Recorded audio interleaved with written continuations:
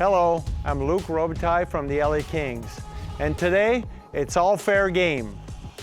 On today's show, I am a big video game fan. NHL 94. That was very legendary. I was a legend in that game.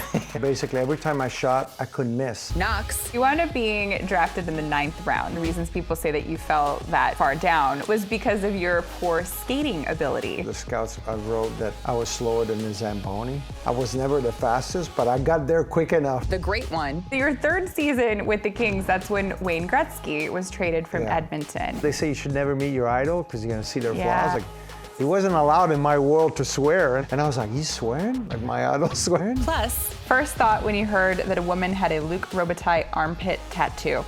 Ugh. It's all next on Fair Game.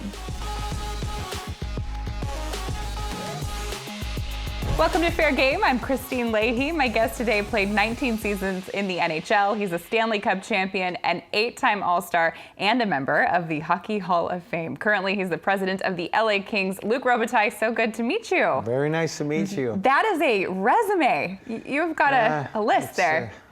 It's a lot of years, though. Spanned out over some years. Speaking of years, I am a big video game fan, and when I told people that you were coming on the show, I think the most popular question I got asked was about NHL 94. And that was very legendary. That's true. I was a legend in that game. It had nothing to do with me. That's funny. To this day, I get like adults, obviously. They'll come in and go, I never seen you play, but you're my favorite. I'm like, why is that? Because then I'll say, because of 94. They go, yeah. And what it was is, at the time, there was only, I think, 3 programmers for the game, and they told them, you're going to watch each your team, and you got to pick 1 or 2 guys and pick something that's special about them. And the guy this was when San Jose started, so he got the West Coast division, or the Western division, and when he was a big Kings fan. And the Kings game that he saw, I got 3 goals. The next game, 2 goals. And another game, I got a hat trick. So I was a glitch on the system. But basically, every time I shot, I couldn't miss because the games he saw me. So anybody that played the game and knew that, they would pick me. And they couldn't lose the game. You know, there was the other guy that was a real Gretzky. Obviously, was the other guy on our team on the game that had a special pass. But Jeremy Roenick, if you made him spin, he'd always scored. But me, I could shoot from anywhere on the game, and I would score. So. Do you play as yourself? No, but no? Too many buttons. I grew up in Space Invaders, Galaga, and it was like 1 button, and you just kind of. So you wound up being drafted in the 9th round by the Kings, and I think like one of the reasons people say that you fell that far down was far. It was far. It was far down. Yeah, was because of your poor skating ability. Do you feel like that was accurate? Oh, yes, it was. Okay. I mean, there's even apparently scouting reports where the scouts wrote that I was slower than the Zamboni. If you've ever seen the Zamboni. I know the Zamboni is. So they ranked me as he's slower than the Zamboni. And so, yeah, I mean, you know, I didn't feel that way, but it's certainly what everybody was saying. So how did you overcome that? I just, you know, it's like that book Outliers. You just practice 10,000 hours and you're going to be good. So my whole career, even, you know, you said I played 19 years, but I was really in the NHL for 20. We had a lockout. My last year, I was still taking power skating lesson. I was still working on trying to get quicker every day. And I just worked at it every day throughout my whole career. And I was never the fastest, but I got there quick enough to get results. Your rookie year, you were Rookie of the Year. You had 45 goals. Did you have a kind of like a memory that stood out for you from that first year? Well, I would say my first game. Your first game, you're a kid, you're playing a game. Next thing you know, you realize you make the team. And it was so important for me just to make the team, and then stepping on the ice. And it was at the Great Western Forum at the time. And then my first game, though, we didn't get on the ice for about 4 minutes, and my center was Marcel Dionne. He kept saying, calm down, kid, calm down, kid. And I was like, he could see I was so pumped. And I literally jumped on the ice, and I went to the front of the net, and the goalie made a mistake. He threw it to him by the board. His name was Marcel Dionne, so I yelled to him in front. I go, Marcel! And he passed it to me, and I tipped it to an empty net. So it was kind of cool. My first shift on the ice, I went to the front of the net and scored. That is the most amazing thing that could happen. It probably gave you a ton of confidence too, right? It's totally a game changer, because suddenly Look, this is easy. Yeah, right. You're like, I could do this all the time. I can do this. Rookie of the year, here we come. Your third season with the Kings, that's when Wayne Gretzky was traded from Edmonton. What was your reaction when you heard that? Well, for me, when I was 13, Gretzky came in the league at 18. I think I was 12, 13 years old. And that's the player I picked. Like, I couldn't believe how different he was, how great he was. So I idolized him. 13, 14 years old, and everything he did, I wanted to do. I watched his commercials, everything. So then you put that like seven, 8 years later, 8 years, whatever later, and I'm playing with him. I'm going to play with my idol, and it wasn't easy for me though, because they say you should never meet your idol because you're going to see their flaws. Like, he wasn't allowed in my world to swear, and any good hockey players will swear. And I was like, he's swearing? Like, my idol swearing? Wait, what do you mean weird? It wasn't allowed in your world to swear? Well, because I idolized him. Wayne Gretzky was everything to me. So now I'm playing with him, and he's like talking, and he's like just a normal human being. He wants to be a normal human being, but to me, that was my idol. So it was difficult almost for me to separate like the fact that I idolized the guy to being the guy that I was playing with. Didn't your coach actually have to make a line change? Oh yeah, he did. Explain why. So I was excited too. Everybody said I was going to play with him. I had been scoring goals, so I started the season. But you got to remember, I idolized him. So growing up, I wanted to do everything he did. So on a 2-on-1, Wayne Gretzky was the best playmaker in the history of the game. So we're getting a couple games in, and every time I'd get the puck, I'd look for Wayne because I knew he was my guy, but I knew he was the best player too. So we get on a 2-on-1, and I want to give him a pass like he could do. And he got cut in the middle. So he comes back to the bench, and he's really nice to me. He goes, hey, Lucky, that was my nickname. He says, next time, just give it to me early, because don't worry, I'll give it back to you. I'll give it back to you. And he's right. He's Wayne Gretzky. He's going to give it back to me. And he's not saying it in any way, just saying, like, we'll score for sure if you give it to me. From then on, I was like, okay, Wayne. And every time I got the puck, it was like a grenade. I'd be like, just throwing it at him. And poor guy was just like getting pucks from everywhere because I just wanted to make sure like I was doing everything right. So finally the coach says, look, I know you love Wayne, but you can't play with him. You're not being yourself. So he took me off the line for a while. Then a little bit later, like a few months later, it took a few months, then he put me back on the line. But by that time, I was like, okay, he is a human being. I got to treat him a little bit like he's a normal guy. I mean, I get it. It's Wayne Gretzky. I know. He's the greatest player ever. Yeah, that happens. So, but then in the 92-93 season, he got hurt, and you wound up becoming the captain for the Kings. And then for the first time in Kings history, they made the Stanley Cup Finals. What was the thing that stuck out for you from that run? Well, I think the biggest thing is when Wayne got hurt, because before that, every year we were one of the contenders. And when he got hurt, everybody says, we're out. We're not going to make the playoffs. This team is done. We'd just gotten a new coach. And when Wayne got hurt, we learned to play without him.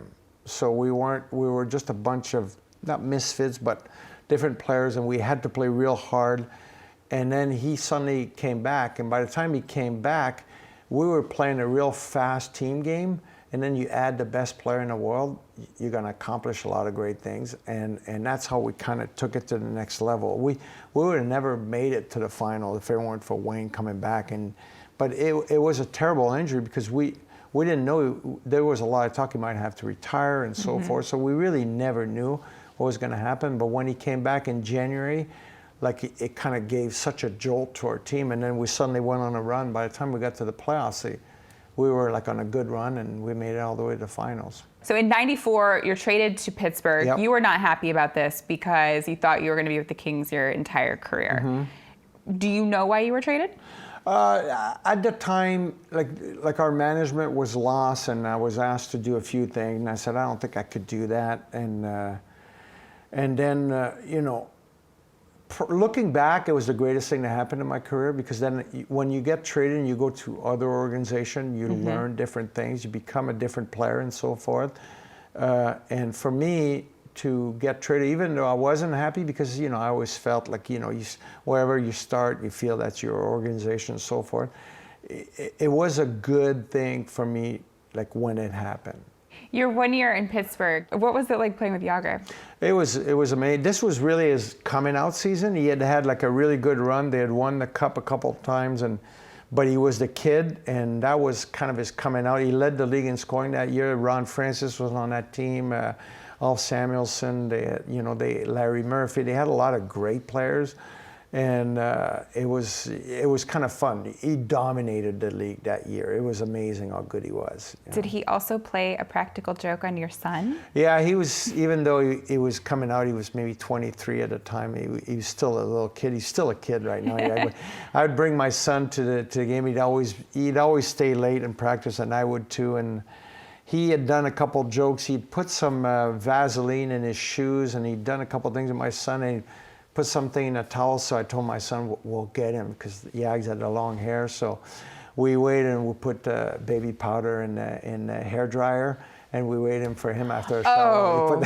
He went with the hair dryer. That's a good one. My son liked that one too. Yeah, I'm going to remember that. Okay. More with Hall of Famer Luc Robitaille when we come back. Coming up. In 2002, you finally win the cup. What is the craziest thing that you have heard of a player doing with the cup on their day? That's next. Tomorrow, former Laker Mark Madsen. You get drafted by the Lakers. Was there someone who took you under their wing right away? For me, it was Shaq. He came into the locker room one day and he said, "Who in the world is driving that Toyota Astro van?" So he took me car shopping. Distractions. You were also an assistant coach last year, which was an eventful year. It was. For the Lakers. Yep. Were you surprised by anything that went down in the last few months? The Anthony Davis trade rumors in January. I do think that impacted the team. That's tomorrow.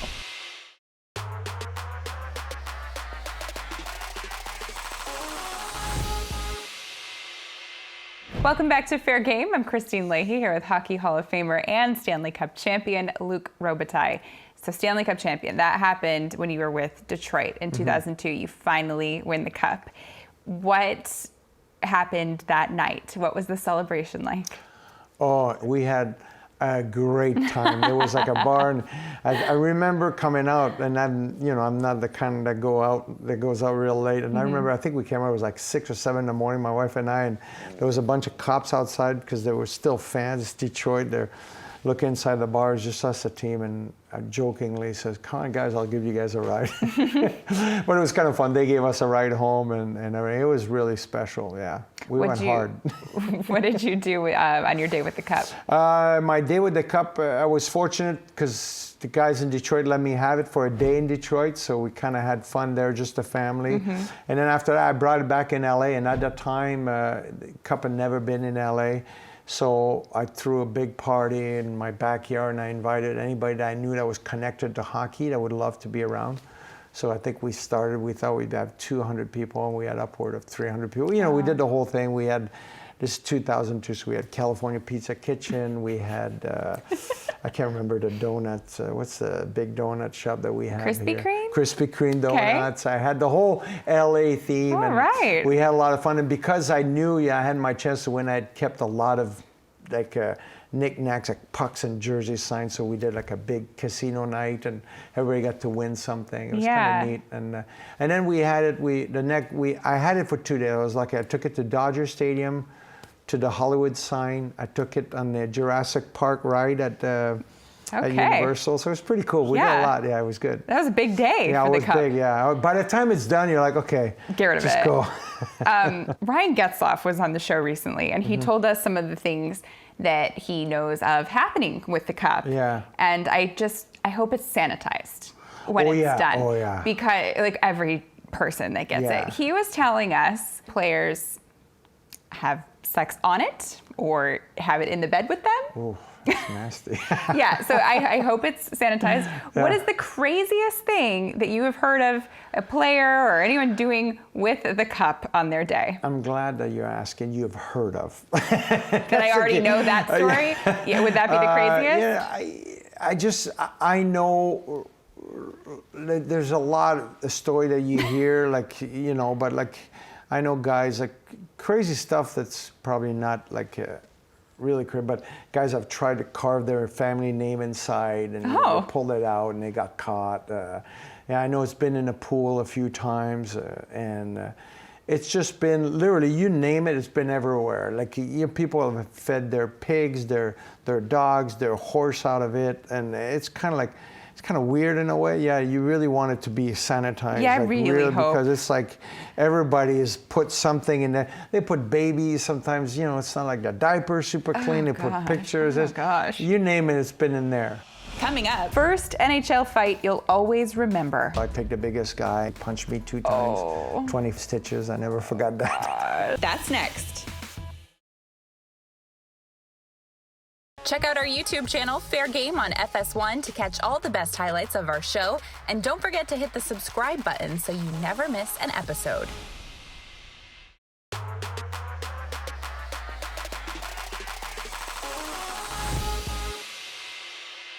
Welcome back to Fair Game. I'm Kristine Leahy here with Stanley Cup champion and Hockey Hall of Famer Luc Robitaille. It is time for First and 10. First NHL fight you'll always remember.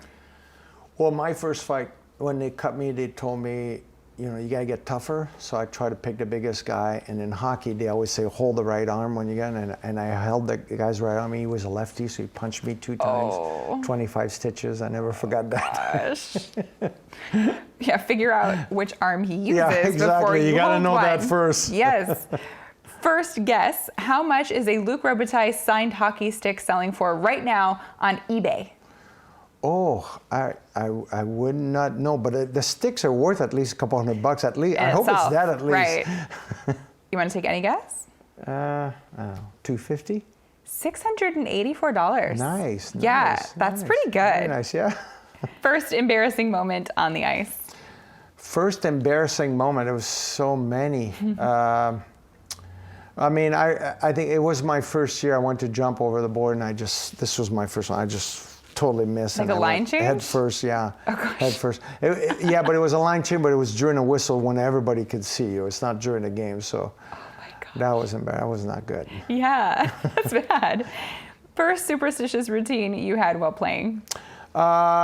I had many. You never name them when you're playing, but now that I'm retired, I could say it. Like when I was, what happened, it was in junior hockey, I used to tape my stick white, and I used to tape them every period. In one period, we didn't have white tape, so I had to tape it black real quickly.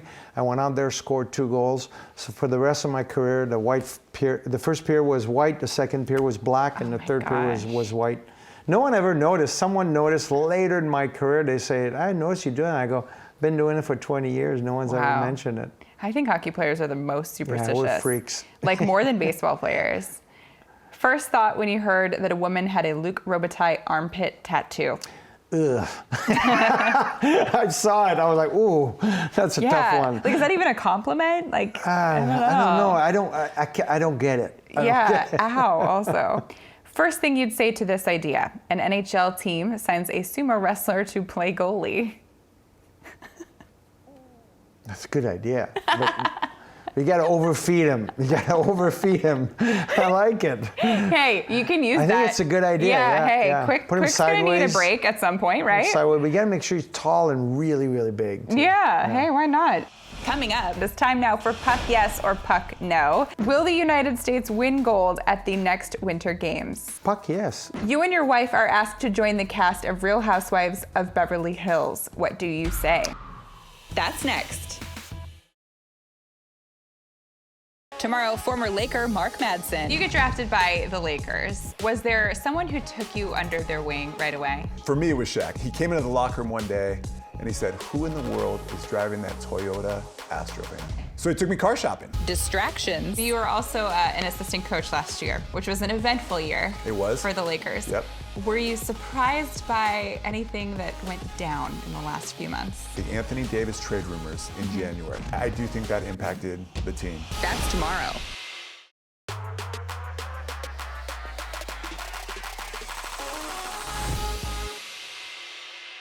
Welcome back to Fair Game. I'm Kristine Leahy here with Hockey Hall of Famer Luc Robitaille. It is time now for Puck Yes or Puck No. I'm going to ask Luc a question, and the only acceptable answers are Puck Yes or Puck No. Are you ready? Puck yes. Puck okay. Puck okay. Would you star in Sudden Death 2? Puck no. Will the United States win gold at the next Winter Games? For hockey? Yeah. Puck, yes. You think so? Could be, yeah. Okay. Could you score a goal in an NHL game right now? Puck, no. No way, really? No. I bet you could. If Twitter existed when you were playing, would you have been sliding into DMs? Fuck, no. Really? No, I gotta be careful. Yeah, you do. Do you tell guys now to be careful about that stuff? Yeah. You yeah, do? Yeah, we talk to them about it. It's you gotta be really careful. You could post 1,000 things and then the 1,001 becomes news. Yes. Yeah. Okay, do you think they listen to you? No. No. Some of them do, yeah. Fuck no, some of them do. You and your wife are asked to join the cast of Real Housewives of Beverly Hills. What do you say? Fuck no. No, not even happening. You did not hesitate there. No. Okay. The Kings are shorthanded one night and ask you to play one more game, and you'd be on the third line. I'll say puck, yes, but one shift. Yes, only one shift, though. I can only do one shift. I don't want you guys to be shorthanded, but I would like to see that. Yeah, I'll do one shift. That's it. If it's a 1-1 a power play. Great to see you. Thank you so much for coming in. Thank you very much. Thanks for watching. We'll see you next time on Fair Game.